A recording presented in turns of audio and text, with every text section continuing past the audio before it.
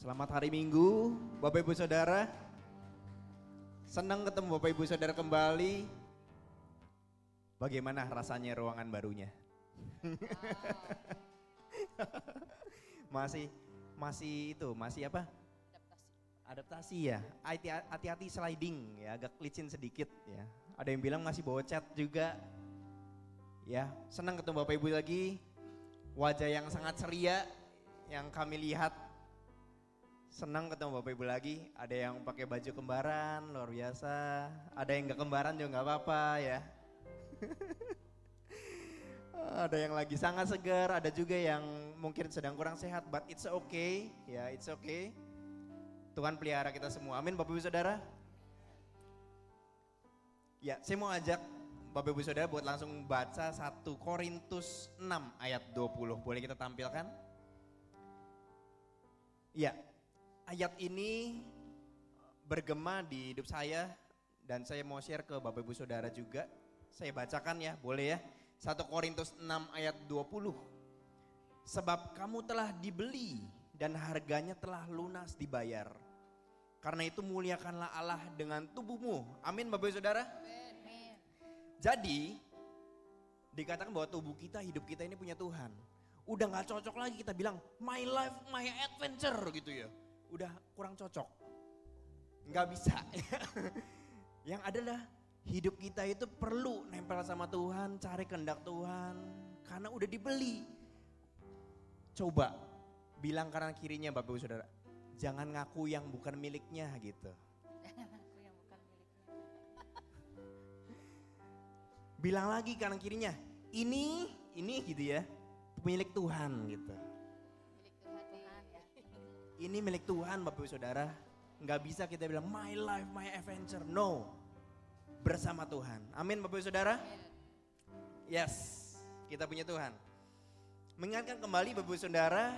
Ada 3 habit atau kebiasaan yang CDC Bogor miliki. Yang pertama adalah honor the presence. Kita hargai hadirat Tuhan di tengah kita. Kemudian yang kedua adalah save the word. Jangan lupa catat ya Bapak Ibu Saudara, firman Tuhan yang kita terima hari ini supaya kita belajar melakukannya. Dan yang ketiga adalah be excited. Kasih tepuk tangan dulu dong buat kita, jangan ragu-ragu. Dan firman Tuhan hari ini akan dilayani oleh Pastor Tini Setiawan. Sudah siap sekali ya pastinya.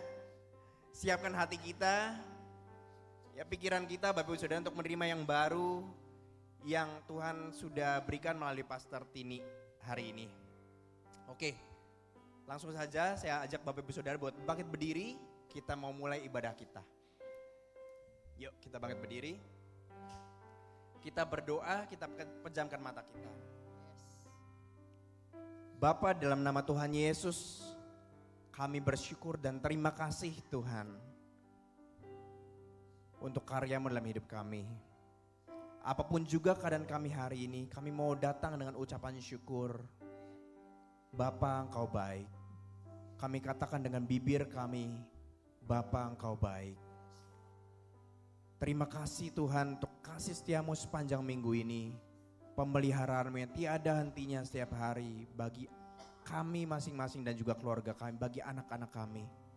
Engkau setia Tuhan. Hari ini Tuhan Yesus, di minggu yang indah ini Tuhan, kami mau kembali datang kepadamu, mempersiapkan hati kami, roh kami, jiwa kami, buat menyembah Engkau Allah yang hidup. Mau menyenangkan Engkau Tuhan, dengan pujian dan penyembahan kami. Kami satu hati, keluarga besar CDC Bogor Tuhan mau menyembah-Mu, mau mengagungkan dan mengelulukan nama-Mu Tuhan. Kami mau bersukacita dalam ibadah ini Tuhan Yesus. Karena kami percaya ketika kami meninggikan Engkau Allah yang hidup, maka Engkau akan mengubahkan kami. Engkau memulihkan keadaan kami Tuhan. Kami yang sakit Engkau sembuhkan. Dan ada kesaksian dari mulut kami bahwa Engkau Allah yang besar. Dan Engkau bekerja dalam hidup kami. Terima kasih Tuhan Yesus, bagi kami yang memerlukan, Engkau akan cukupkan Bapa. Engkau Allah penyedia kami. Engkau luar biasa Bapa. Kayak bersyukur. Taruh Tuhan Yesus roh puji-pujian dalam hati kami saat ini. Sehingga kami boleh menyembah Engkau dengan segenap hati kami. dengan ekspresi terbaik kami. Taruh juga Tuhan hati yang haus untuk kami boleh menerima firman-Mu dengan cara terbaik pagi ini. Kami bersyukur dan terima kasih Bapa. Kami bersyukur, kami siap beribadah. Kami siap memberikan yang terbaik. Kami siap memberikan dengan segala sukacita. Terima kasih Tuhan Yesus. Kami bersyukur. Yang percaya sama-sama katakan amin. Selamat beribadah. Ya, selamat pagi CDC Bogor. Kita adalah orang-orang yang menang, amin. Tadi katakan muliakanlah Tuhan dengan tubuhmu. Mari kita mau bertepuk tangan yang keras buat Tuhan kita ya. Karena dia Allah kita yang ajaib. Haleluya.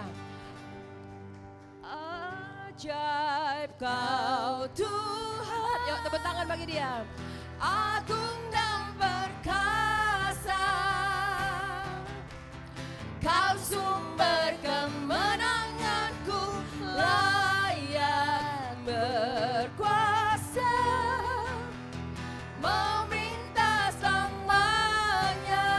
Yesus kau Raja mulia, Yesus kaulah Raja mulia. Yes, kami tinggikan Engkau, Allah kami yang ajaib, yang memerintah selama-lamanya Tuhan. Tak terbayang kebesaran-Mu dan tak terbanding kekuatan-Mu Tuhan. Dia Allah yang megah, kau megah bagiku. Segenap jiwa dan pengharapan telah kuserahkan untuk rencana-Mu Tuhan. Ya Raja, Kau Raja atasku, hanya Kau Tuhan, hanya Kau yang layak ditinggikan. Mari kita sembah Dia, agungkan Dia.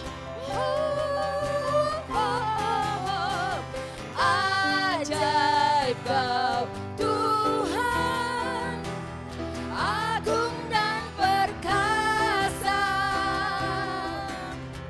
Kau sumber kemenanganku, layak berkuasa, memerintah selamanya. Yesus kaulah Raja mulia. Yes, haleluya. Hati kami memegahkan Engkau Tuhan. Sebab Kau Allah yang ajaib, Kau Allah yang benar Tuhan, Kau Allah yang tidak terbandingkan.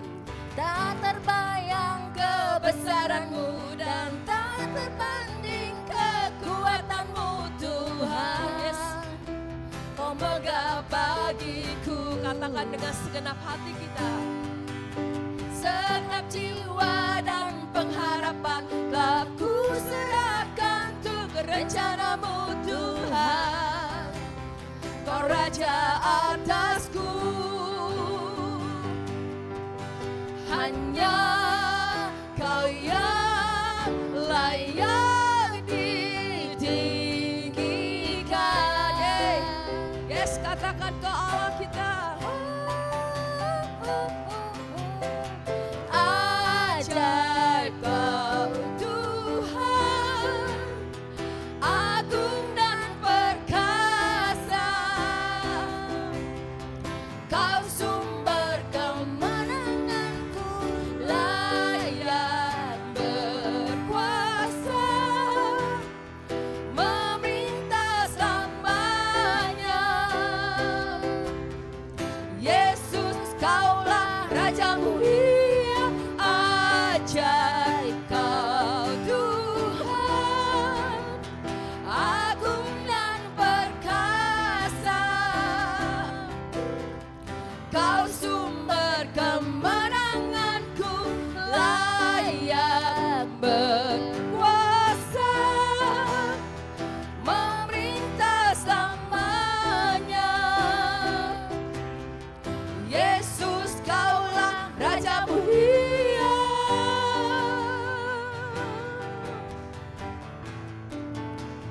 Raja mulia.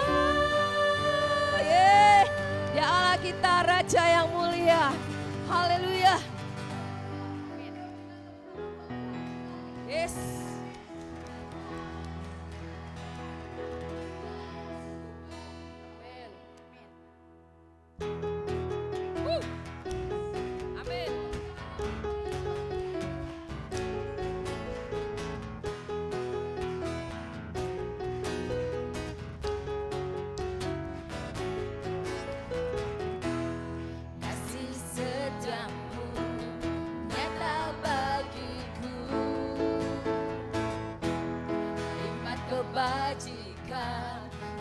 tersedia bagiku. Bapa Allah sanggup limpahkan segalanya, dan anugerahnya sangat besar bagiku. Aku diberkati, aku dilimpahi, karena Allah sanggup untuk menyediakan.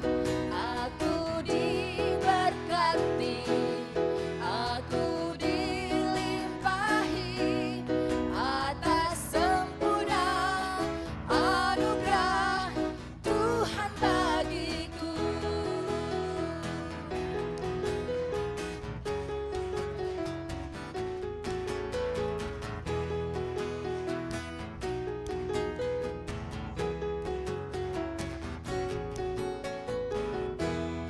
Kasih setiamu nyata bagiku, hikmat kebajikan tersedia bagiku. Bapa Allah sanggup limpahkan segalanya, dan anugerahnya sangat besar bagiku. Aku diberkati, aku dilimpahi, karena Allah sanggup untuk menyediakan.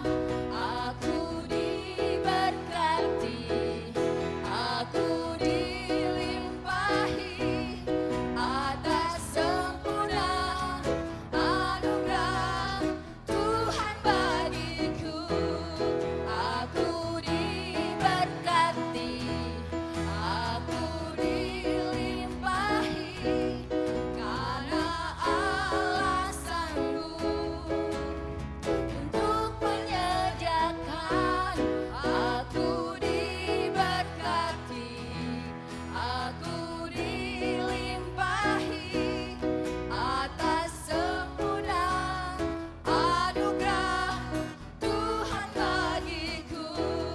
Aku diberkati, aku dilimpahi, karena Allah sanggup untuk menyediakan. Aku diberkati, aku dilimpahi atas sempurna anugerah Tuhan bagiku.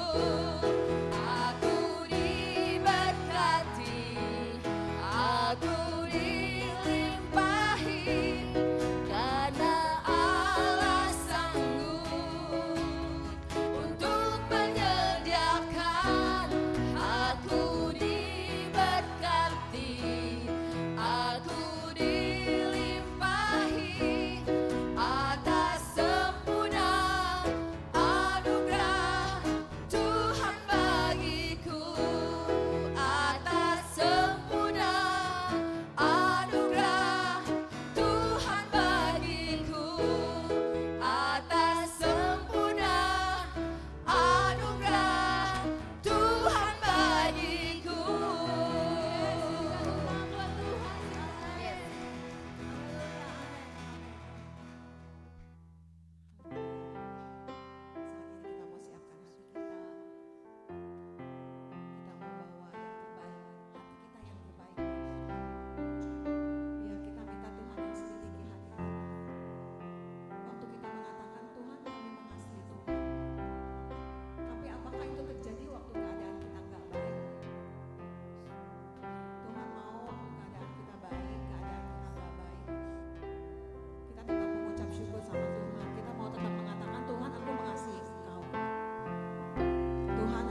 Jadi anak-anakmu yang setia. Kami mau Kau mendapati kami tetap setia, Tuhan. Yes, Jesus. Selidiki aku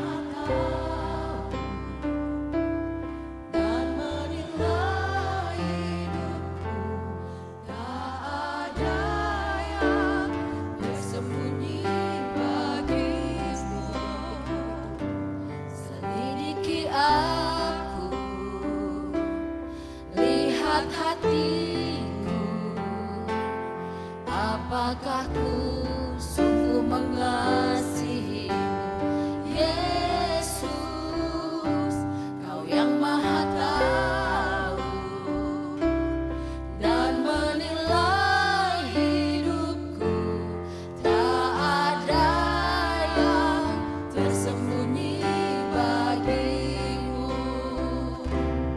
Telah kulihat kebaikan-Mu yang tak pernah habis di hidupku. Ku berjuang sampai akhirnya Kau dapati aku tetap setia.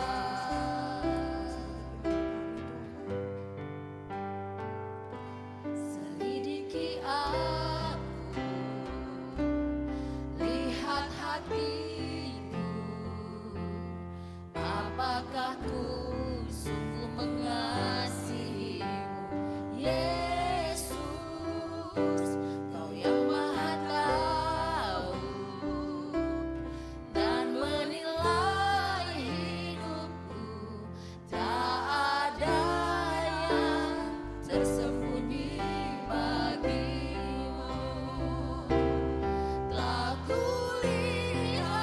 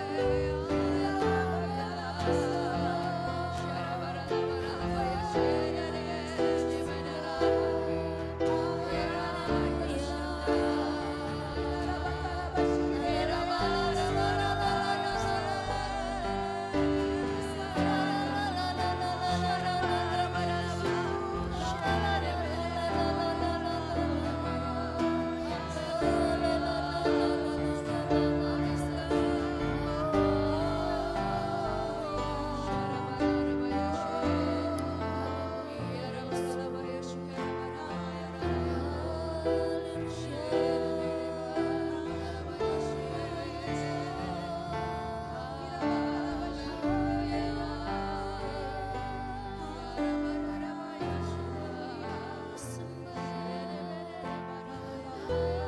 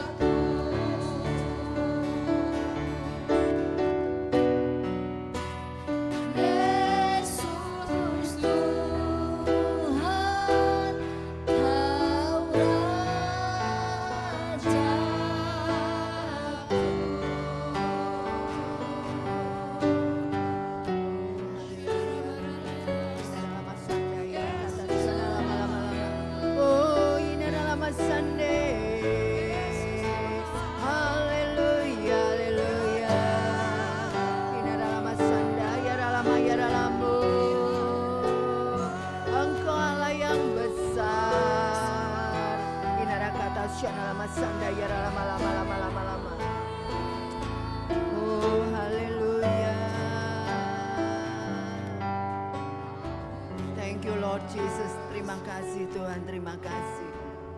Engkau Allah yang layak disembah. Engkau Allah yang layak ditinggikan. Biarlah hari lepas hari kami selalu menghargai Engkau adalah Allah kami satu-satunya. Engkau adalah Allah yang layak ditinggikan. Engkau adalah Allah yang layak disembah. Kami percaya kami hanya menyembah Engkau Allah satu-satunya dalam hidup kami.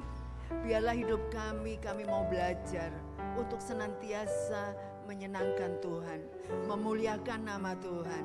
Dan yang pasti kami mau berkenan di hadirat-Mu Bapa. Thank you Lord Jesus. Biarlah pada pagi hari ini kami yang semua hadir di tempat ini.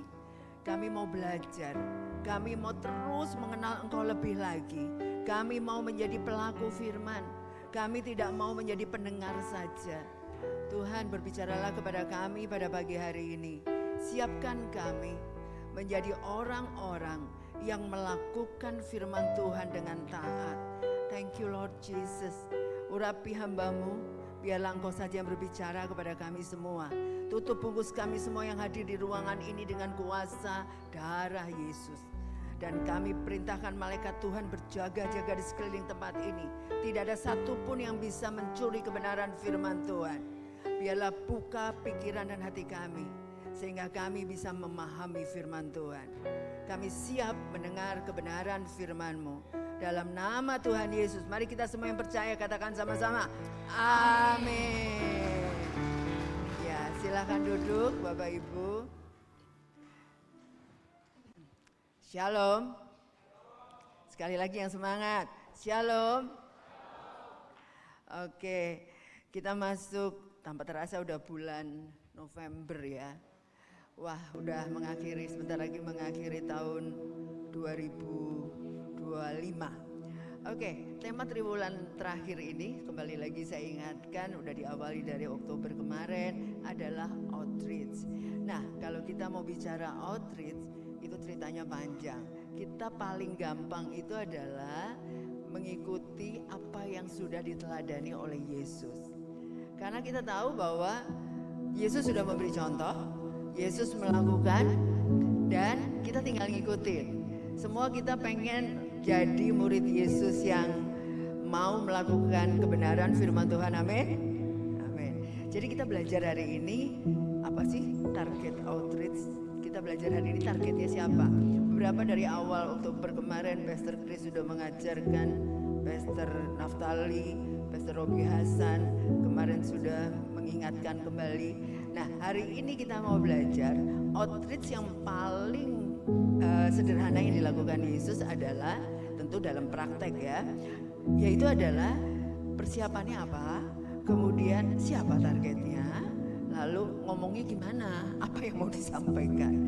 Karena kalau kita selalu bilang, aduh bingung mau jangkau siapa, hari ini kita belajar untuk tidak bingung karena Alkitab atau firman Tuhan sudah mengajarkan kepada kita petunjuknya atau pedomannya. Kita lihat ayat pertama yang mau saya bacakan, Yohanes 20 ayat 21. Maka kata Yesus sekali lagi, damai sejahtera bagi kamu, sama seperti Bapa mengutus aku, demikian juga sekarang aku mengutus kamu. Nah, jadi berarti outreach atau penjangkauan tidak hanya dilakukan oleh hamba Tuhan, tidak hanya dilakukan yang sekolah teologi saja. Ayat ini ditujukan untuk kita semua. Ini adalah ucapan Yesus sendiri setelah dia bangkit dari salibnya, kematiannya di kayu salib. Dia bangkit, dia berjumpa kembali dengan murid-muridnya dan mengatakan ayat ini. Saya percaya kita semua yang duduk di sini adalah murid Yesus, amin. Katakan kiri kanan, kamu murid Yesus. Jadi ayat ini berlaku untuk kita semua ya, karena kita semua adalah murid Yesus. Sudah menjadi murid Yesus. Mungkin dulu kita belum jadi murid Yesus, sekarang kita udah jadi murid Yesus. Tuhan Yesus sudah mengutus kita. Jadi jangan nunggu Tuhan Yesus ngomong sampai kedengaran secara suaranya kok berdengung ya. Ya, jadi artinya Tuhan memerintahkan kita semua untuk diutus juga. Nah, berarti ini berlaku untuk kita semua, latar belakangnya apapun. Apakah kita ibu rumah tangga? Apakah kita bapak rumah tangga? Apakah kita pembantu rumah tangga? Apakah kita karyawan? Apakah kita bos? Apakah kita apa saja? Apakah kita guru? Semua profesi, semua latar belakang, termasuk yang belum mendapatkan pekerjaan. Ayat ini juga berlaku. Jadi saya tahu kenapa ngomong begini, karena sekarang lagi musimnya banyak PHK ya, di mana-mana mengurangi atau menutup tempat-tempat bisnis sehingga pasti banyak pengangguran. Tapi ingat, di dalam Tuhan tidak ada kata pengangguran. Amin. Katakan kiri kanan sekali, kamu bukan pengangguran. Kita semua harus bekerja untuk Tuhan. Jadi nggak ada kata pengangguran karena Yesus tidak pernah mem-PHK kita ya. Yesus itu sayang banget sama kita. Jadi dia mengutus kita tanpa pandang latar belakang kita. Kita lihat ayat berikutnya. Matius 7 ayat 21 mengatakan, bukan setiap orang yang berseru kepadaku Tuhan, Tuhan akan masuk ke dalam kerajaan surga, melainkan dia yang melakukan kehendak Bapakku yang di surga. Nah, jadi jangan berpikir kita jadi orang Kristen otomatis kita bisa masuk surga. Ayat ini jujur yang membuat saya bertobat. Waktu saya awal-awal melihat, mendengar, membaca dan menyimak ayat ini, saya baru mikir, saya Kristen lama, tetapi jangan-jangan saya nggak masuk surga gara-gara saya melakukan apa yang saya suka, bukan melakukan apa yang Bapak mau. Jadi makanya saya mulai takut, nggak mau jadi orang Kristen nanti ujung-ujung hidupnya Tuhan nggak kenal sama saya, Tuhan nggak menerima saya, ya kepalang aja jadi penjahat sekalian mendingan, ya kan? Nah, saat itu saya berpikir, apa sih kehendak Bapak supaya saya bisa tahu bagaimana caranya? Makanya saya selalu membaca firman Tuhan. Membaca firman Tuhan itu tujuannya bukan mau sekolah teologi ya, bukan. Tapi supaya saya tahu kehendak Bapak. Jadi membaca Alkitab itu bukan karena kita mau punya gelar teologi ya, apalagi saya nggak sekolah teologi ya, tapi saya pengen tahu apa sih kehendak Bapak. Kalau kita dulu pernah pacaran, baca surat cinta, happy banget ya. Kan tuh makin sering disuratin, kan dulu belum ada WA ya, makin sering disuratin, dibaca berkali-kali, akhirnya kita tahu kesukaannya pacar kita apa, dia doyan apa, dia suka warna apa, karena sering surat-suratan. Itu zaman saya dulu pacaran sama suami saya, belum ada HP, jadi semua lewat pos. Kalau telepon harus ke telepon umum, kalau mau pesan harus nyampainya pun lewat pos, nggak sehari. Padahal Bogor Jakarta loh, dia kerja di Bogor, saya kuliah di Jakarta. Nyampe ya saya lupa berapa hari ya, 3-4 hari kali ya. Jadi judulnya balesnya 3-4 hari lagi. Makanya sambil menunggu balasan berikutnya, itu surat dibaca terus sampai hafal isinya. Nah, apalagi kita dengan Tuhan Yesus. Kita dengan Tuhan itu harus membaca firman Tuhan berulang-ulang supaya makin tahu apa maunya Tuhan dan kita nggak salah. Jadi artinya jangan sampai kita ketinggalan ya. Betapa ruginya kalau kita melakukan aktivitas rohani yang begitu banyak, tetapi itu bukan kehendak Tuhan, tapi kehendak pribadi. Jadi artinya kita tidak peduli dengan apa kehendak Tuhan. Nah, jangan sampai hal itu terjadi. Kita lihat ayat berikutnya. 1 Korintus 9 ayat 27. Tetapi aku melatih tubuhku dan menguasainya seluruhnya, supaya sesudah memberitakan Injil kepada orang lain, jangan aku sendiri ditolak. Nah, saya mau kasih tahu buat Bapak Ibu, teman-teman semua, jangan bangga kita sudah menjangkau jiwa, memberitakan Injil, tapi masih bisa ditolak sama Tuhan gara-gara kita salah melakukannya. Atau motivasi kita gak benar melakukan penginjilan, tetapinya hanya untuk menyombongkan diri sendiri, hanya untuk mendapat pujian bahwa saya orang baik. Nah, bertobat ya. Hari ini saya mau jelaskan, makanya jujur, saya jujur banget, saya nggak terlalu senang terlalu banyak dipuji, karena takut saya jatuh dalam dosa kesombongan, karena itu dosa yang paling sering ngintip anak-anak Tuhan. Jadi lebih baik muji itu boleh, tapi normal-normal saja. Jangan menjadi idola. Kalau kita mengidolakan manusia, kita masuk dalam penyembahan berhala nanti. Karena idola kita cuma satu. Siapa idola kita? Yesus. Jadi jangan mencuri kemuliaan nama Tuhan. Ya. Nah, jadi apa yang disebut di ayat ini tadi yang saya mau jelaskan tentang di 1 Korintus tadi adalah aku melatih tubuhku. Musuh yang terbesar saya mau kasih tahu adalah selain iblis kita punya musuh adalah tubuh kita sendiri. Apa sih musuhnya? Ya macam-macam. Mulai keinginan daging kita sendiri, pikiran kita sendiri atau logika kita sendiri, hati kita sendiri. Saya mau jangkau jiwa yang sono rumahnya ke sana gampang. Kalau sana rumahnya sulit, naik turun tangga, lewat pinggiran kali, enggak, bukan bagian saya, itu suruh orang lain aja. Nggak bisa gitu. Kalau Tuhan emang suruh, saya udah pernah loh nyebrang sawah, kepleset, kecebur, masuk comberan, itu saya lakukan. Jadi kenapa ya? Karena memang itu jiwa-jiwa yang harus dijangkau. Jadi artinya jangan milih yang lokasinya enak, yang parkirnya bisa di depan rumah target, bukan begitu. Dan juga berdasarkan hati kita sendiri. Yang di sana orangnya jutek, judes. Enggak deh, bukan.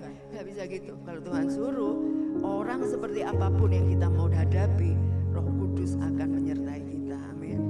Jadi berarti jangan sampai tubuh kita ini atau logika tubuh itu all in di dalam diri kita menghalangi. Nah, jadi perasaan kita lagi bad mood dan baik itu nggak bisa menjadi penghalang dalam outreach. Kita harus setiap hari berjaga-jaga di dalam menjaga hati, di dalam menjaga pikiran, dalam menjaga kita mau jadi berkat buat orang lain. Jadi nggak cuma iblis yang menghalangi kita menjangkau, termasuk tubuh kita sendiri. Jangan jadikan tubuh kita penghalang dalam penjangkauan, sekalipun ada keterbatasan.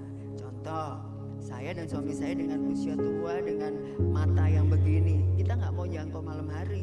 Bisa nabrak nanti, nyenggol, kejeblos masuk selokan. Orang matanya udah nggak awas, ya tahu diri lah. Makanya kalau kunjungan kami selalu lebih cenderung pagi ke siang, nggak pernah malam. Karena apa? Kita tahu kita sulit nyetir malam. Kalau ada kegiatan nyetir malam, ada temennya barengan yang bawa mobil nepeng. Jadi artinya kita bijak dalam mengelola hidup kita dalam penjangkauan. Nah, ini ada quote yang saya bagikan kepada teman-teman. Goal saya melakukan kehendak Bapa, karena itu adalah ayatnya tadi. Tapi goalnya iblis, saya tidak melakukan kehendak Bapa. Artinya apa? Karena memang iblis paling gak suka banyak orang dijangkau oleh murid-murid Yesus dan akhirnya terima Yesus sebagai juru selamat. Akhirnya kan makin banyak orang bertobat. Iblis paling benci orang bertobat. Jadi dia punya sejuta cara untuk menghalangi orang tidak bertobat. Nah, makanya kita jangan kalah. Tahu strategi iblis menghalangi, kita harus melatih tubuh kita dengan menjadi orang-orang pilihan Allah yang terlatih mau menyalipkan ego kita, kedagingan kita untuk menjangkau. Saya dan suami saya sampai hari ini seminggu bisa minimal sekali ya, bisa pernah 1 kali kunjungannya sampai 4 kali seminggu. Kata Pastor Chris suruh kunjungan.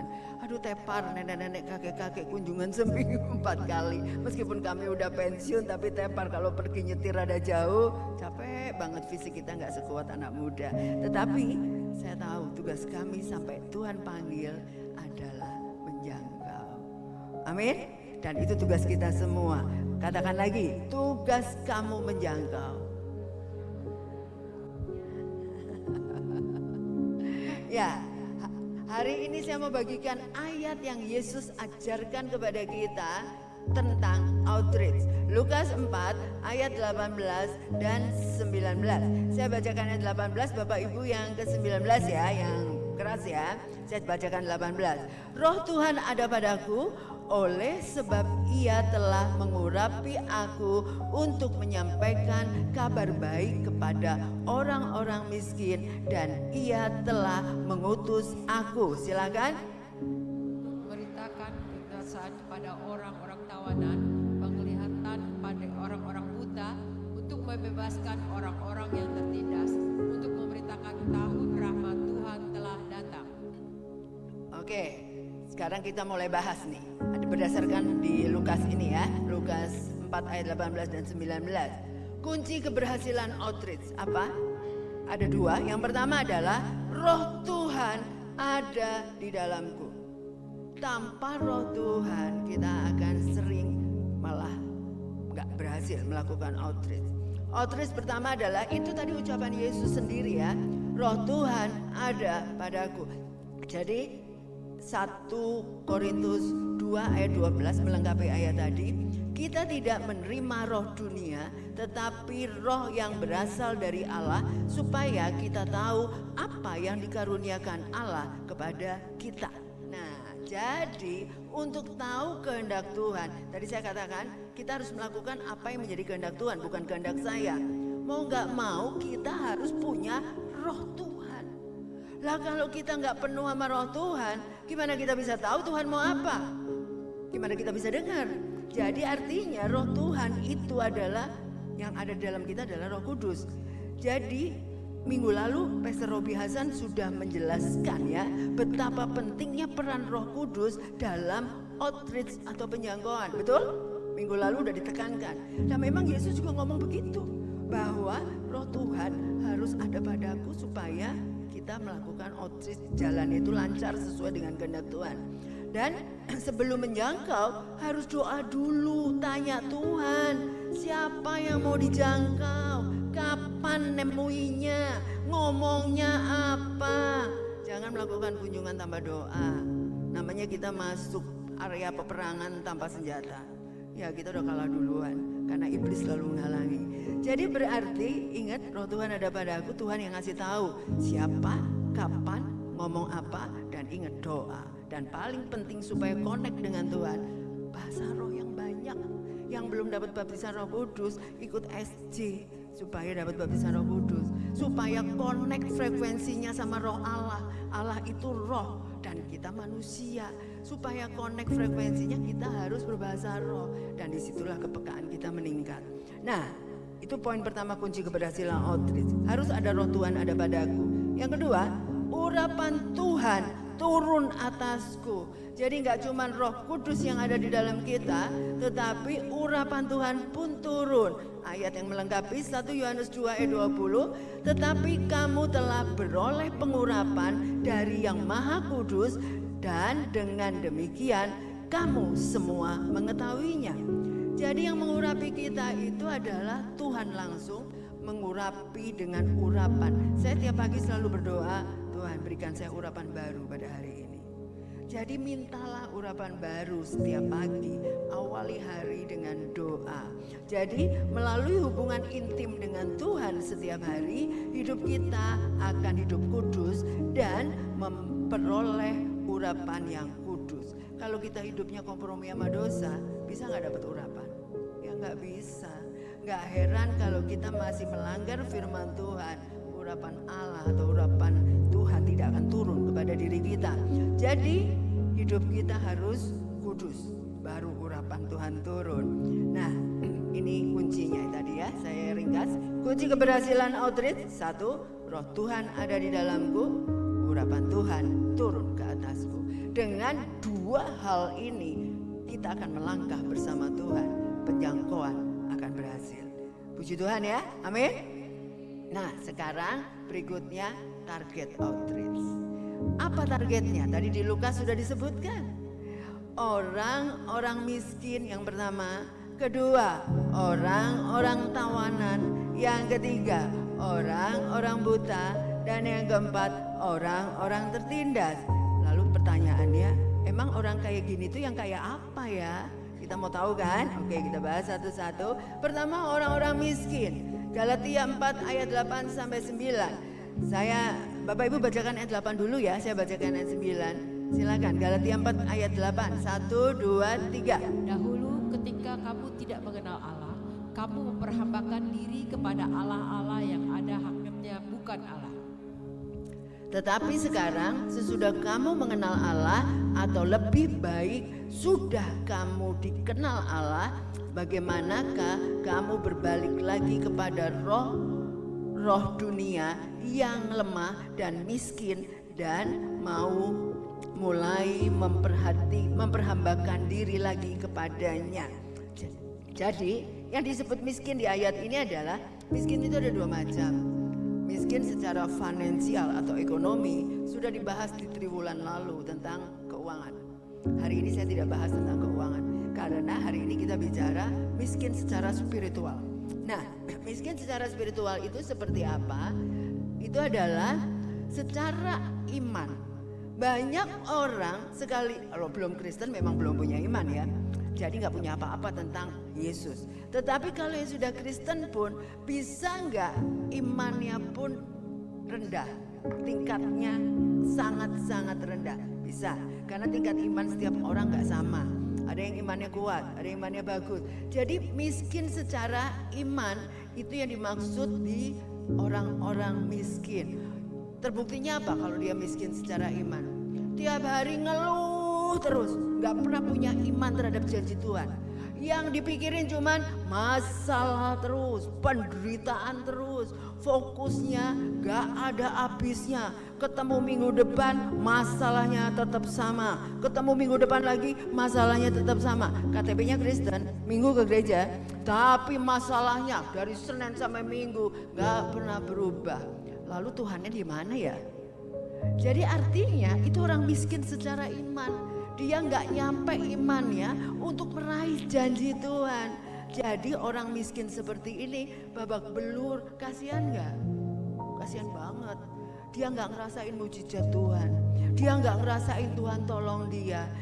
Kejadian demi kejadian dalam hidupnya urusannya cuman masuk lubang ini, keluar, masuk lubang berikutnya. Sepanjang hidupnya masalah terus menerus. Jadi janji-janji Tuhan yang tertulis di Alkitab, dia gak pernah ngerasain pertolongannya. Karena gak pernah baca Alkitab juga. Orang miskin rohani itu biasanya males baca Alkitab, tidak mau menghafalkan ayat. Jadi dia akhirnya menjadi orang yang miskin rohani atau miskin iman. Kita lihat Yakobus 2 ayat 5 untuk menguatkan tipe orang miskin iman. Demikianlah, hai saudara-saudara yang kukasihi, bukanlah Allah memilih orang-orang yang dianggap miskin oleh dunia ini untuk menjadi kaya dalam iman dan menjadi ahli waris kerajaan yang telah dijanjikannya kepada barang siapa yang mengasihi Dia. Amin. Jadi kita harus jadi kaya dalam iman. Kalau kita kaya dalam iman, pasti connect juga kita hidup dalam kecukupan finansial karena kita punya iman. Nah, jadi berarti finansial itu dampak dari kita punya kaya dalam iman. Itu yang Tuhan mau, karena kita diangkat menjadi ahli waris kerajaan Allah. Kalau kita jadi ahli waris, kita punya Bapak Raja di atas segala raja Allah kita, mungkin gak kita miskin secara finansial? Gak mungkin, karena Bapak kita adalah Raja di atas segala raja. Makanya saya mau kasih tahu, hari ini saya pun jujur pernah berkata, aduh gak punya duit. Kalau lagi cekak ya, kalau lagi cekak, belum uang pensiunan belum turun, aduh mau butuh ini gak punya duit. Tapi begitu kalimat itu keluar, suami saya dengar, stop ngomong begitu. Kata-kata kita punya kuasa. Bilang, sekarang belum punya duit, nanti Tuhan siapkan. Amin. Jangan pernah berkata gak punya duit. Mau beneran gak punya duit? Kalau gak mau jangan pernah ngomong itu ya. Jangan pernah ucapkan aku gak punya duit. Jadi saya buang kalimat itu sekarang. Belum ada berarti memang harus ditunda, kebutuhannya nanti nyusul. Jadi belum punya duit, tapi bukan gak punya duit. Jadi artinya kita tahu janji Allah pasti digenapi. Allah gak pernah bohongin kita. Makanya demikian juga begitu banyak jiwa-jiwa yang miskin iman ini menjadi target untuk dijangkau supaya dia kenal Yesus, supaya dia ngalamin mujizat pertolongan Tuhan. Karena Yesus adalah Raja di atas segala raja yang mampu melakukan segala di luar dari yang kita doakan. Nah, itu target pertama ya. Target kedua, orang-orang tawanan. Roma 7 ayat 22 dan 23. Saya akan bacakan. Sebab di dalam batinku aku suka akan hukum Allah, tetapi di dalam anggota-anggota tubuhku aku melihat hukum lain yang berjuang melawan hukum akan akal budiku dan membuat aku menjadi tawanan hukum dosa yang ada di dalam anggota-anggota tubuhku. Nah, orang tawanan yang dimaksud di dalam target kita adalah orang tawanan apa? Adalah tawanan dosa. Orang tawanan dosa itu artinya dia tahu firman Tuhan, dia maunya berbuat baik, tetapi gagal lagi. Perhatikan gaya orang tawanan itu gini, kalau suami istri ya, sorry semoga tidak ada di sini. Kalau istrinya ngajakin suami atau suaminya ngajakin dia, yuk ke gereja, kamu aja duluan. Gitu kan, kamu aja duluan, saya nanti aja, yang penting kamu aja ikut Tuhan. Dia tahu nggak ke gereja? Penting, tahu, tapi dia nggak mau. Jadi memang nggak mampu untuk melakukan kebenaran firman Tuhan. Bolak-balik, kalau dia doa yuk, kamu aja doa. Jadi dia cuma penonton. Orang tawanan itu dia tahu. Ini Paulus katakan waktu dia awal-awal belum mengalami kemenangan, dia mencari Tuhan. Jadi dia tahu hukum Allah, tetapi tiap kali mau melakukannya, badannya ini nggak bisa kompak sama apa yang dia mau. Jadi bikin dosa lagi. Anggap aja paling gampang orang yang kecanduan, orang yang adiksi. Adiksi apa saja? Adiksi nggak cuma harus narkoba ya. Adiksi dalam bisa saja pencinta pekerjaan, gila duit, cari workaholic. Itu juga orang tawanan. Kalau ditajak ke gereja, belum sempat, bisnis saya lagi rame, nanti aja. Nah, hal seperti itu adalah dia tahu mana yang benar, tapi dia nggak bisa melakukannya karena tertawan, karena Tuhan tidak nomor satu dalam hidupnya. Hati-hati, orang tawanan ini banyak. Bahkan hari Minggu di gereja pun bisa menjadi orang tawanan karena Senin sampai Sabtu dia tidak melakukan kehendak Bapa. Jadi dia sebetulnya orang tawanan, belum merdeka dari apa yang ada di firman Tuhan. Nah, itulah kriteria kedua orang tawanan target kita. Yang ketiga adalah orang buta. Orang buta ada di 2 Korintus 3 ayat 15 sampai 17. Kita baca gantian ya. Saya baca 15, Bapak Ibu yang ke-16, 17 sama-sama. Bahkan sampai pada hari ini, setiap kali mereka membaca kitab Musa, ada selubung yang menutupi hati mereka. Silakan. Tetapi apabila hati seorang berbalik kepada Tuhan, maka selubung itu diambil daripadanya. Sama-sama. Sebab Tuhan adalah roh, dan di mana ada roh Allah, di situ ada kemerdekaan. Jadi selubung di sini yang dimaksud adalah yang menutupi hati. Jadi buta di sini adalah buta rohani, bukan orang buta secara physically ya. Meskipun buta secara fisik bisa menerima mujizat Allah seperti di Alkitab, orang buta bisa melihat. Tapi itu adalah mujizat Tuhan yang kita juga bisa lakukan kalau memang Tuhan suruh. Why not? Tapi yang paling penting yang saya mau bahas di target penjangkauan adalah buta rohani. Ada selubung yang menutupi pikirannya sehingga mau baca Alkitab tiap hari pun, disebutkan membaca kitab Musa, ya nggak ngerti. Kalau dia, kamu udah baca Alkitab hari ini? Udah, nggak ngerti. Udah, ya kenapa nggak doa? Kenapa nggak minta Tuhan buka selubung itu? Jangan-jangan dia bacanya karena rutinitas. Daripada nanti ditanya sama Kersa leadernya belum baca Alkitab, ya saya bilang udah baca. Tapi soal artinya apa bodo amat. Ya nggak ngerti-ngerti toh. Jadi kalau anak sekolah ya nggak bakalan naik kelas karena nggak dapat pemahaman. Nah, jadi orang ini bisa selubungnya diangkat apa? Kalau di ayat yang ke-16 mengatakan seorang berbalik kepada Tuhan. Jadi dia tuh rindu mencari Tuhan, punya kemauan mencari Tuhan. Ketahuan kalau dia nggak punya kemauan mencari Tuhan, ya kerjanya cuman kamu aja yang ke gereja, kamu aja yang berdoa, saya nggak ikut, saya mau mancing, gitu kan. Jadi itu nggak punya kerinduan, selubungnya mau baca Alkitab tiap hari, saya mau kasih tahu nggak ada gunanya. Dia tidak akan memahami. Yang bisa mengangkat selubung adalah motivasi hati. Pertanyaannya, untuk hatinya rindu mencari Allah, tinggal siapa yang mau doain. Kita doakan orang-orang target ini. Biarlah hatinya dijamah Tuhan. Biarlah hatinya dilembutkan. Segala kekerasan hatinya saya hancurkan dalam nama Yesus. Kita punya kuasa. Itulah cara menjangkau jiwa. Jadi targetnya siapa? Terus karakternya kayak apa? Apakah dia orang buta? Apakah dia orang tawanan? Apakah dia orang tertindas dan sebagainya lah, kriteria 4 tadi. Itulah yang kita siapkan mental kita untuk jangkau dia. Jangan cuma sekedar tanpa doa, kita akan ditendang sama iblis nanti ya. Dan yang terakhir, keempat adalah orang tertindas. Mazmur 22 ayat 25 saya akan bacakan.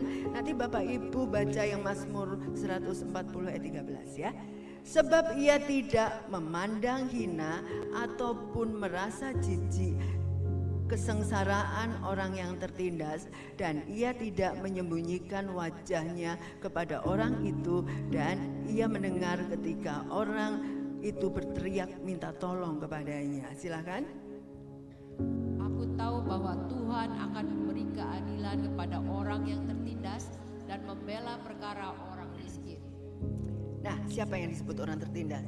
Saya mau kasih tahu kriterianya orang tertindas itu adalah, kita tahu di dalam dunia ini secara realita penindasan terjadi, yang kuat menindas yang lemah, betul?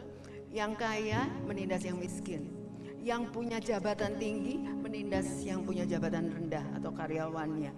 Jadi yang lebih power akan menindas yang lemah. Itu kenyataan di dalam dunia. Mau itu di dunia pelayanan, mau di dunia pekerjaan, mau di dunia apapun, kehidupan kita di sekeliling orang berbagai karakter terjadi penindasan. Seperti kita kenal dengan bully. Ingat belum lama ada yang loncat dari lantai 2 visip unut karena dibully, karena ada yang menindas. Nah, orang yang tertindas itu banyak banget. Jadi termasuk kita orang minoritas. Kita adalah orang minoritas di negeri ini, kita mengalami beberapa ketidakadilan. Penindasan, ketidakadilan, diskriminasi sosial, ras, bangsa, itu adalah unsur penindasannya kuat. Ditambah lagi yang paling kecil, tadi skop luas, dibully, bahkan juga KDRT, kekerasan dalam rumah tangga. Itu termasuk kasus penindasan. Di gereja, di Kristen pun ada pendeta yang KDRT terhadap istrinya, saya lihat di YouTube, yang sampai masuk penjara. Jadi mentang-mentang punya kuasa, dia menindas yang lemah.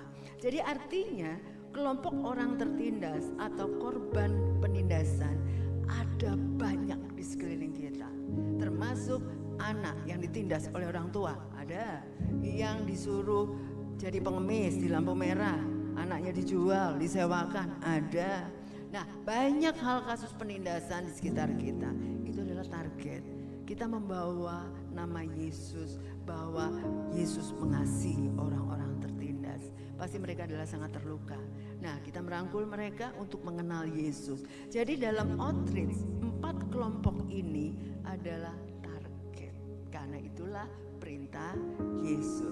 Nah, sekarang terakhir sedikit lagi, apa yang harus disampaikan pada saat kita bertemu keempat jenis target itu?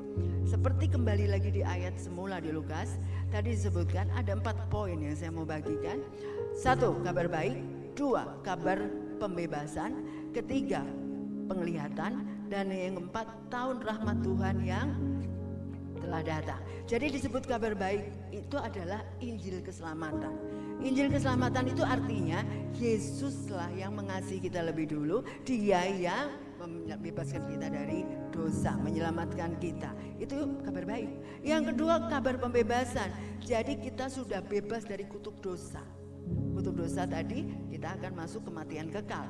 Tetapi pada saat kita menerima kabar pembebasan, yaitu Tuhan Yesus mati di kayu salib untuk mematahkan kutuk dosa, kita akan tidak masuk ke dalam kematian kekal atau maut. Yang ketiga, penglihatan. Penglihatan itu apa? Ya, kita bisa punya pengalaman pribadi bersama Tuhan. Dengan kita dekat dengan Tuhan, kita mencari Tuhan setiap hari. Tuhan adalah satu-satunya Allah dalam hidup kamu. Percayalah, Dia buka jalan, seluruh hidup kamu akan dipimpin oleh Tuhan. Jadi pengalaman penglihatan atau pengalaman rohani bersama Tuhan gak bisa dicari, itu hanya bisa dialami kalau kita mencari Allah. Yang keempat, tahun rahmat Tuhan yang telah datang. Artinya apa? Anugerah Allah, kita diangkat jadi anak raja. Itu adalah rahmat yang anugerah yang sangat besar. Kita bukan lagi di bawah kutuk dosa. Kita tidak akan mendapat hukuman mati atau kekal maut. Kita sudah benar-benar punya pengalaman pribadi sama Tuhan dengan melekat dengan Tuhan. Dan yang terakhir, kita diangkat sebagai anak raja dan ahli waris dari kerajaan Allah. Keempat poin ini adalah isi berita dalam outreach. Jadi nggak pusing, sekarang udah dapat tunjuknya. Makanya saya sekali lagi mau ingatkan, kunci dari keberhasilan outreach adalah roh Tuhan ada di dalamku, urapan Tuhan turun ke atasku, dan kemudian target outreach ada 4, jangan lupa, orang-orang miskin, orang-orang tawanan, orang-orang buta, orang-orang tertindas. Dan apa yang harus disampaikan? Berita apa yang harus disampaikan kepada target outreach? 4 poin, kabar baik, kabar pembebasan, penglihatan, tahun rahmat Tuhan yang telah datang. Terakhir saya punya waktu sedikit lagi untuk kesaksian minggu lalu anak saya. Saya katakan bahwa pengalaman kita dekat dengan Tuhan itu sangat-sangat berharga. Makanya rugi kalau kita jauh dari Tuhan. Kejarlah Tuhan dengan sungguh-sungguh. Jadi minggu lalu, Senin kemarin, jadi Senin seminggu lalu, anak saya lagi stretching di rumah, tiba-tiba nyeri hebat sampai nggak bisa jalan. Rupanya syaraf di tulang belakangnya kejepit lah ya, sampai harus di kursi roda. Saking paniknya, udah nomor 1 berangkat ke UGD rumah sakit, kesakitan banget. Nah akhirnya istrinya nyetir mobil, terdekat adalah rumah sakit Siloam Karawaci, masuk ke UGD, diperiksa sama dokter syaraf. Kejadian ini pagi ya. Nah akhirnya ketemunya dokter syaraf senemunya, dan akhirnya disuruh suntik karena kesakitan. Suntiknya mahal banget. Dia bilang mau suntik atau mau operasi, tapi sekarang nomor 1 suntik dulu. Sekali suntik aja 10 juta coba obat suntiknya. Saya lagi bingung, ada obat suntiknya mahal banget, tapi ya sekarang obat sekarang udah macam-macam. Akhirnya berkurang nyerinya. Dia bilang oke, boleh pulang, mau fisioterapi atau mau operasi. Nah dia pulang baru bisa telepon saya, karena tadinya sangat paniknya sampai gak sempat telepon, karena nomor 1 UGD aja kan. Nah waktu telepon saya tanya, gimana ya Ma, operasi enggak, apa gini gitu, resikonya apa? Dia tanya, saya bilang stop Michael, nomor 1 yang Mama mau kasih tahu, kamu tanya Tuhan. Tuhan tidak akan pernah salah memberitahu. Tanya Tuhan. Mama bukan Tuhan, tapi kalau Mama pakai logika, jawaban Mama bisa salah kalau nggak cocok sama kehendak Tuhan. Lalu gimana tahunya maunya Tuhan? Kamu punya damai, pertama doa, saya bilang, punya damai sejahtera enggak? Terus oke, dia nggak cerita banyak, dia tutup telepon. Sekitar malamnya dia telepon lagi, Ma aku nggak damai dengan dokter yang nyuntik kemarin. Ya udah, cross check, nyari dokter syaraf lain yang saya udah ingatkan, yang belakangnya pakai huruf K. K itu adalah konsultan, artinya dia belajar terus, update ilmunya karena dia dosen pasti, selain dia dokter spesialis. Dan dia mulai searching, pilih, oke kamu tinggal pergi ke dokter kedua, ceritakan semuanya A sampai Z dengan jujur, tanpa ditambahin dikurangin, dan minta nasihat dia. Sekali lagi, doa, tanya, dan ada damai sejahtera. Dan akhirnya itu kriterianya, kita mendengar suara Tuhan dan mau cari dengar suara. Akhirnya dia berangkat janjian sama dokter kedua, Senin kejadian posisi Rebo pergi ke dokter kedua. Terus dokter kedua hari Rebo itu bilang gini, wah dokternya baik banget, baru pertama kali ketemu, tapi dia nggak mau dibayar, dan Kristen.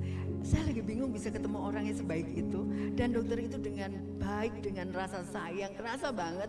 Sampai si Michael Mas Stella bilang gini, aduh dokter itu super baik, kita tuh ngobrolnya sampai tenang, damai, dan dia nggak nakutin. Dan dia bilang, Michael kamu ini syarafnya kejepitnya parah, karena kalau didiemin kamu akan lemah selamanya otot kaki kiri. Jadi memang benar, yang terbaik, yang the best harus operasi dengan durasi kurang dari 1 minggu dari kamu nyeri. Kalau nyerinya Senin berarti nggak boleh lewat hari Senin untuk operasi. Posisi hari itu udah Rebo. Terus siapa yang operasi dok? Ada dokter bedah syaraf operasi. Saya rekomendasikan dikasih namanya. Dikasih namanya, dia pergi ke sana hari Kemisnya bikin appointment karena nggak praktek hari itu. Hari Kemis dia nunggu 1,5 jam, dokternya namanya belum dipanggil. Akhirnya dia pikir, dia nanya suster masih berapa lagi saya? 2 lagi, tapi 1 orangnya aja lama. Mau makan dulu sebentar ya di situ. Nah dia beli siomay di rumah sakit juga. Begitu balik dokternya udah keluar dari ruang praktek dan sudah menuju ke mobil. Akhirnya anak saya bilang, Sus, boleh nggak ditelepon? Karena kasus saya ini emergensi, harus operasi kurang dari 1 minggu. Kalau bikin appointment lagi nggak kekejar. Nah terus susternya nelpon, dokternya mau balik masuk ruangan praktek. Itu aja udah rada aneh. Dan begitu balik memang marah ke susternya. Kenapa lain kali jangan terulang lagi nelpon saya kalau saya udah keluar ruangan ini. Salah pasien ya, kenapa nggak mau nunggu? Nah akhirnya begitu periksa Michael dengan jutek, tiba-tiba begitu ngeliat datanya berubah juteknya. Wah untung saya balik ya, ini memang harus dioperasi. Tapi jadwal saya padat, nggak ada jadwal lain besok Jumat jam 10 pagi. Di luar itu saya baru ada jadwal, masih lama. Jadi satu-satunya ada jadwal operasi kamu yang tidak lewat 1 minggu, betul kata profesor yang sebelumnya, adalah hari Jumat jam 10 pagi. Langsung ditanya biaya operasinya berapa, 200 juta rupiah. Setelah langsung telepon ke asuransi di kantornya, bisa di cover enggak? Itu yang namanya nanya asuransi, karena waktunya cuman kurang dari 24 jam. Itu enggak ada approval, birokrasinya panjang. Dokternya bilang, ini mau operasi enggak? Mau. Dengan mereka telepon lagi saya, doa kita penyembahan yuk, video call bareng kita penyembahan doa. Saya bilang, kalau Tuhan izinkan operasi semua lancar, tapi kalau enggak Tuhan tahu pasti punya rencana yang lebih baik. Terus akhirnya dia bilang, oke, penyembahan, video call, doa. Dan akhirnya dia masuk rawat inap posisinya dan persiapan. Sambil proses telepon dengan pihak asuransi nggak habis-habisnya, di kontak lagi. Approvalnya nggak keluar. Sampai besok paginya, hari Jumat, dokternya nanya lagi, jadi operasi? Dengan iman dia bilang, jadi. Tapi approvalnya mana sih? Rumah sakit telepon ke asuransi, nggak ada, belum keluar approvalnya. Dan akhirnya apa yang terjadi pada saat dia tetap katakan, saya damai kalau operasi aja dok. Dan nanti kamu yang mau bayar. Dia bingung karena kamu nggak punya duit sebanyak itu. Gini aja lah, pokoknya persiapan jalan terus kata si istrinya sama dia. Dan akhirnya persiapan sampai tahu bahwa ternyata Tuhan tidak pernah terlambat 1 detik juga. Approvalnya keluar jam 10.00. Tepuk tangan buat Tuhan. Dan dia masuk kamar operasi. Waktu kemarin saya nginep di sana nanya, dia sampai bilang ini pengalaman pribadi dia bersama Tuhan. Saya udah berseru sama Tuhan, saya sudah berdoa sama Tuhan, tapi saya nggak tahu Tuhan tolong apa enggak. Tapi saya percaya kehendak Tuhan pasti yang terbaik. Itu jawaban Michael. Saya bersyukur dia punya iman sampai di situ. Dan dia bilang gini, sampai mah tahu nggak? Aku sampai udah nyerah total, sampai bilang gini sama Tuhan, sekalipun tidak di-approve dan batal operasi, aku pun siap karena aku percaya Tuhan tidak pernah mencelakai aku. Amin. Jadi saya ingat Daniel waktu masuk dapur api, sekalipun Tuhan tidak menolong aku, tapi ya namanya Tuhan, Dia adalah Bapa kita yang mengasihi kita. Itulah iman, itulah pengalaman pribadi. Saya mau minta jemaat CDC Bogor, jangan selalu berkeluh kesah, jangan selalu minta pertolongan manusia, andalkan Tuhan karena Dia Bapa yang baik. Amin. Ya, mari kita nyanyi bersama. Saya silakan pemain musik. Dia adalah Allah yang sempurna. Dia adalah Allah yang tidak pernah gagal. Saya undang Bapak Ibu bangkit berdiri, kita nyanyikan lagu ini dengan sungguh-sungguh.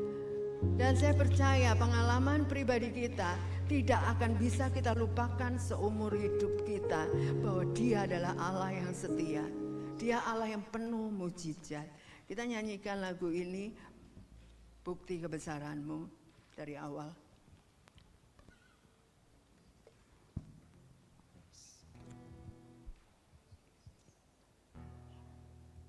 Haleluya Yesus.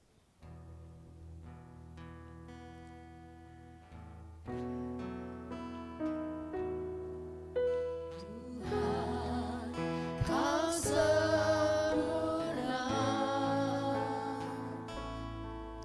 dalam rencanamu dan karyamu. Ku serahkan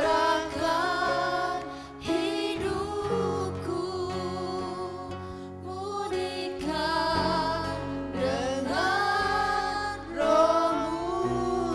Kita nyanyikan lebih sungguh, Tuhan Kau sempurna. Tuhan, Kau sempurna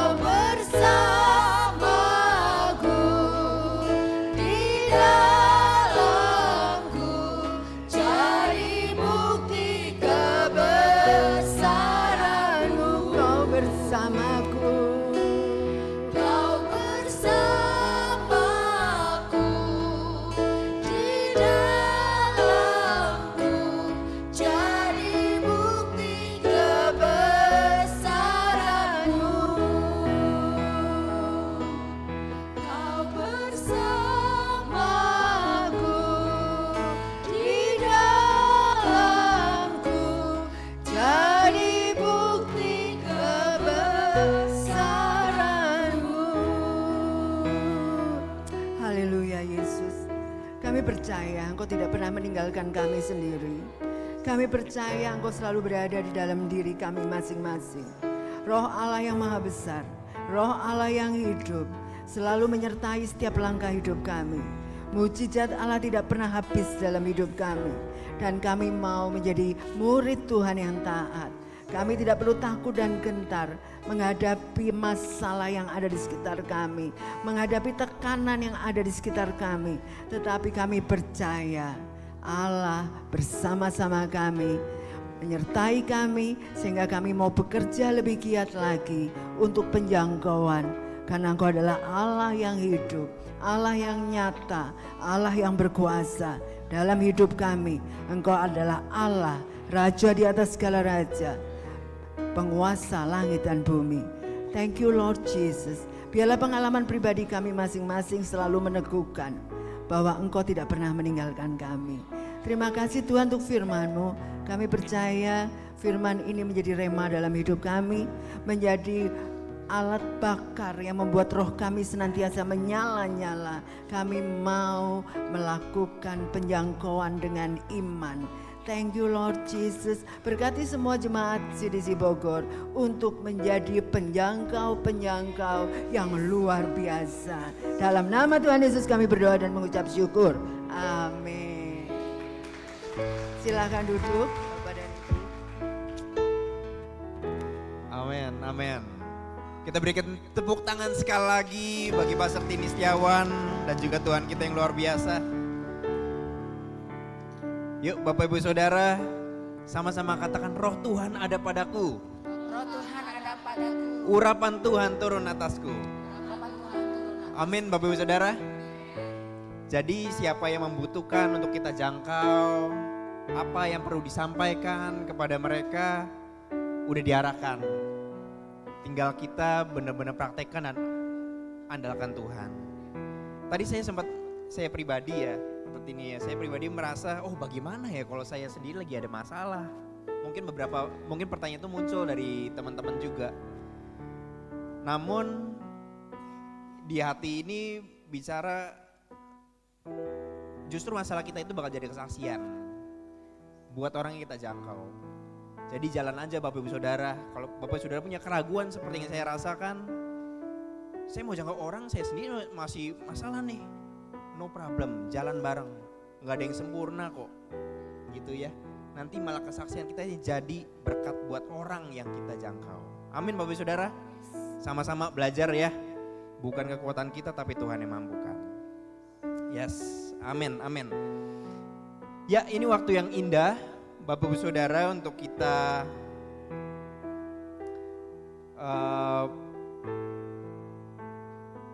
belajar memberi Bapak Ibu Saudara. Tapi sebelumnya kita mau say welcome home kepada kita semua yang ada di sini. Welcome home, kita berikan tepuk tangan kepada kita semua. Thank you sudah menjadi satu keluarga besar CDC Bogor yang rajin beribadah. Ya, teman-teman boleh lihat ya kanan kiri kita sebenarnya full board Bapak Saudara ya. Ruangan ini penuh. Nanti butuh ruangan baru yang lebih besar. Amin. Ini waktu yang indah untuk kita memberi Bapak Saudara. Amplop sudah tersedia di bangku kita. Ada 2 macam amplop. Yang pertama amplop coklat. Kita bisa pakai ini untuk memberi persembahan ya. Dan amplop satu lagi yang warna putih berwarna merah ini Bapak Ibu Saudara ini khusus untuk pemberian ibadah Natal ya. Namun kalau Bapak Ibu Saudara suka memberi secara transfer, maka Bapak Ibu Saudara boleh gunakan QRIS yang ada di depan ke rekening persembahan. Kalau Bapak Ibu Saudara mau berikan untuk persembahan Natal pun bisa, hanya dikasih note khusus persembahan Natal gitu ya. Saya pikir cukup jelas arahannya bagi kita. Dan ada 3 macam rekening, yaitu rekening persembahan, persepuluhan dan juga diakonia. Ya Bapak Ibu Saudara sudah bisa mulai memberi, namun paralel dengan itu saya akan bacakan satu buah ayat Alkitab di 2 Korintus 9 ayat 10 yang berkata, Ia yang menyediakan benih bagi penabur dan roti untuk dimakan, Ia juga yang akan menyediakan benih bagi kamu dan melipat gandakannya dan menumbuhkan buah-buah kebenaranmu. Amin. Amin. Dan kita akan berdoa mengucap syukur untuk persembahan yang kita persiapkan. Mari kita pejam mata kita. Bapak, kami bersyukur untuk firman Tuhan yang luar biasa. Kami percaya bukan kemampuan kami tapi Engkau juga memampukan, karena segala-galanya itu darimu, olehmu dan untukmu Tuhan. Kami percaya bahwa jemaatmu CDC Bogor Tuhan, dengan berbagai kebutuhan dan juga masalah yang ada, dimampukan untuk menjadi berkat bagi orang lain. Kami percaya itu Bapa, Engkau bekerja, Roh Kudus bekerja di tengah kami, menghasilkan jiwa-jiwa Tuhan Yesus bagi kemuliaan Tuhan. Kalau kami diberkati, maka orang lain pun perlu diberkati. Terima kasih Tuhan, ini waktu yang indah. Kami mau belajar memberi Tuhan Yesus. Amplop yang sudah kami isi maupun juga rekening yang kami transferkan Tuhan, kami minta berkat-Mu untuk setiap persembahan ini. Kami percaya Engkau yang melipat gandakannya. Kami percaya Engkau yang mencukupkannya. Sehingga ini Tuhan Yesus bisa dipakai untuk visi-Mu, untuk jadi berkat bagi banyak orang. Bahwa Engkau pakai komunitas kami, gereja kami Tuhan CDC Bogor, di mana kami berkontribusi di dalamnya, jadi berkat bagi banyak orang. Banyak orang mengenal Engkau sebagai Tuhan dan Juru Selamat pribadi kehidupan mereka, karena dana-dana yang kami berikan juga. Bahkan kami minta Tuhan, Engkau melatih kami sehingga kami bisa memberi lebih, untuk kami bisa setia menerima dan setia memberi juga. Terpujilah nama-Mu Allah yang hidup. Di dalam nama Tuhan Yesus kami berdoa. Amin. Ya, terima kasih untuk persembahan Bapak Ibu Saudara. Dan saya mengundang Bapak Ibu Saudara untuk bangkit berdiri. Kita mau say thank you kepada para volunteer yang sudah mempersiapkan ibadah ini. Thank you volunteer. Tuhan memberkati Anda, Tuhan memberkati kita semua. Thank you untuk setiap usahanya, dananya, effortnya. Tuhan memberkati. Yes. Dan juga bagi Bapak Ibu Saudara yang terlibat dalam volunteer di bidang tertentu, monggo jangan ragu-ragu, jangan ditahan-tahan, hubungi Carousel Leader masing-masing. Ya, minggu depan kita ketemu lagi dan akan ada Pastor Aryan dari ICC Bandung akan melayani kita. Yes. Ya. Dan di CDC Kids jam 9 pagi, kemudian ibadah umum jam 9 pagi juga, dan ibadah Arrow jam 11.30. Kita ketemu lagi minggu depan ya. Kemudian untuk onsite prayer Bapak Ibu Saudara, kita berdoa setiap hari Sabtu jam 7 pagi. Ya, di Ruko CDC Bogor Panorama Pamoyanan. Ini jumlahnya sementara belum sebanyak kita ibadah, namun kuasa doa ini sangat luar biasa Bapak Saudara. Di kesempatan ini juga saya mau kembali mengingatkan akan kotak doa. Bapak Ibu Saudara yang membutuhkan support doa, bisa gunakan kotak tersebut untuk permohonan doa. Boleh tulis di secari kertas, namanya boleh disebut, dan ini akan terjaga kerahasiaannya Bapak Ibu Saudara. Jadi jangan ragu-ragu. Ya, bagi kalau yang tidak terlalu konfidensial, biasanya kita ajak doa juga di doa Sabtu. Namun kalau yang sangat rahasia, maka itu akan didoakan secara pribadi dari tim doa. So, harap gunakan juga kotak doa tersebut untuk kita doakan sama-sama. Ya, oke. Dan kemudian informasi selanjutnya Carousel. Saya pikir sudah hampir semuanya kita tergabung di Carousel ya. Thank you untuk kesetiaannya dan tetap semangat ya. Ajak terus teman-teman yang belum pernah Carousel sehingga bisa sama-sama mengalami Tuhan lebih. Dan hari ini Bapak Ibu Saudara, nah ini saya rasa perlu tepuk tangan yang luar biasa. Boleh Saudara kita tepuk tangan. Engage Class hari ini jam 11.30 ya. Bagi Bapak Ibu yang sudah mendaftar, sudah bayar juga mungkin ya. Ini jadi spiritual journey yang ketiga di Engage Class ini Bapak Ibu Saudara. Tadi seperti yang Pastor Tini sampaikan bahwa ini jadi satu wadah untuk kita bisa mengenal Tuhan lebih. Perlu bahasa roh juga untuk kita bisa connect dengan Allah kita yang adalah roh ya. Oke, dan selanjutnya Bapak Ibu Saudara, besok nih tanggal 27 kita akan mulai Fast 21. Yang lalu kita pernah jalankan sama-sama, namun kami pikir kali ini kita lakukan lebih sepakat lagi. Setuju Bapak Ibu Saudara? Mau ya? Belajar sama-sama, baru juga buat saya pribadi ya. 27 Oktober sampai 16 November, di note tanggalnya Bapak Ibu Saudara. Bahwa kita belum selesai, masih di itu. Ya, Fast 21 ya. Bahwa ini poinnya adalah mengganti makanan jasmani dengan makanan rohani. Ya, dimana tujuannya adalah membuat kita lebih connect dan lebih lagi intim dengan Tuhan kita yang hidup. Yes, oke. Dan selanjutnya coffee time. Ya, setelah ibadah kita manfaatkan untuk kita fellowship dengan teman-teman terdekat kita. Ya, dan selanjutnya ibadah tutup akan oleh Pastor Naftali. Silakan Pastor.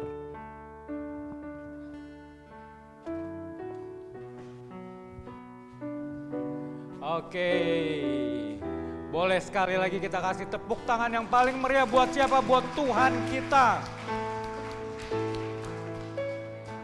Karena Bapak Ibu dan Saudara, hari ini kita tuh kumpul di sini untuk merayakan kemenangan Tuhan kita.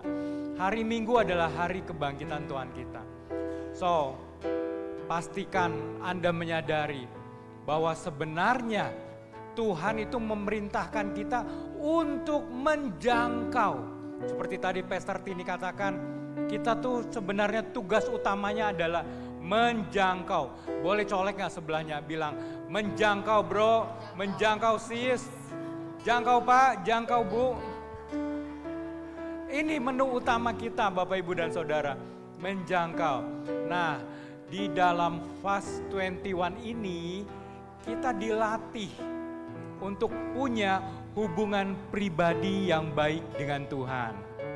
Jadi Bapak Ibu dan Saudara, ayo bersama-sama ya, nanti di dalam grup kita akan sama-sama saling menguatkan. Karena Fast 21 ini tujuannya adalah menguatkan diri kita, mendekatkan diri kita dalam hubungan pribadi dengan Tuhan. Jadi Bapak Ibu gak cuma rohaninya kalau di gereja aja, ya enggak? Nanti kalau di gereja aja nih, malaikat aja minder sama Bapak Ibu. Malaikat bilang rohani banget ya, luar biasa. Tapi kalau di luar, iblis yang minder. Kita tahu ya Bapak Ibu dan Saudara, banyak banget kita dengar YouTube, mungkin dari media, dari berita-berita. Ini banyak orang-orang yang namanya Kristen. Ya, melakukan tindakan-tindakan pidana. Betul kan? Gampang sekali melihatnya. Kita tahu pasti ini nama-nama orang-orang Kristen. Nah, Tuhan gak mau kita seperti itu Bapak Ibu. Bagaimana kita bisa menjangkau orang kalau pribadi kita gak baik. Kita gak bisa jadi teladan. Nah, dalam Fast 21 ini mari ayo sama-sama kita bergandengan tangan. Kita lakukan puasa buat Tuhan selama berapa hari? 21 hari. Dan saya percaya kerohanian kita akan meningkat. Hubungan kita dengan Tuhan akan meningkat. Dan saya percaya pada saat kita melakukan ini, masalahmu akan berguguran jatuh. Dan kita semua akan hidup dalam berkemenangan bersama Tuhan. Oke, mari kita bangkit berdiri, kita akan akhiri ibadah ini dengan doa. Yes. Bapak yang mengasihi kami, terima kasih Bapak untuk hari ini atas pesan-Mu. Kami bersyukur Tuhan. Kami juga memberkati Pastor Tini dengan keluarganya, Korudi, anak-anak mereka, Michael, Kevin, juga mantu dan cucu-cucu mereka, biar selalu dalam perlindungan Tuhan. Untuk Pastor Tini biar selalu mendapat urapan yang baru, berkat Tuhan, hikmat Tuhan menyertainya. Berkati setiap pelayanan yang dia lakukan, di dalam nama Tuhan Yesus. Dan kami bersyukur Tuhan atas pesan-Mu hari ini, bahwa kami harus menjangkau Bapa. Seperti Engkau telah mencontohkan kepada kami pun akan mengikuti teladan-Mu Bapa. Pakai kami dan melalui Fast 21 ini Tuhan, di mana kami mau berpuasa. Kami mau menyerahkan diri ini ke dalam petunjuk-Mu saja Bapa. Mampukan kami, kuatkan kami, arahkan kami Bapa. Dan biar Fast 21 ini selama 21 hari, Engkau yang membimbing kami agar kami punya hubungan pribadi yang semakin dekat dengan Engkau. Dan kami percaya Tuhan, setiap rencana-Mu yang indah pada setiap kami terjadi. Terima kasih Bapa di surga, terima kasih atas kebaikan-Mu, terima kasih atas kesempatan yang Kau berikan pada kami untuk kami bisa bertobat, memperbaiki diri kami, sehingga kami layak di hadapan-Mu nanti. Terima kasih Bapa di surga. Kami bersyukur di dalam nama Tuhan Yesus. Mari sama-sama jemaat Tuhan untuk mengangkat tangan, untuk menerima berkat Tuhan. Di dalam nama Tuhan Yesus, diberkatilah engkau, diberkati keluargamu. Biar penyertaan Tuhan menyertaimu selalu, biar bimbingannya menyertaimu selalu, dan biar setiap apa yang kau lakukan berkenan kepadanya. Terimalah berkat dari Bapa di surga, cinta kasih dari Tuhan kita Yesus Kristus, dan penyertaan oleh Roh-Nya yang kudus menyertai kita semua dari saat ini sampai Maranatha. Di dalam nama Tuhan Yesus semua katakan amin. Roh terbesar ada dalamku, ku percaya penuh padamu, Roh Kudus menyertaiku selamanya. Roh terbesar ada dalamku,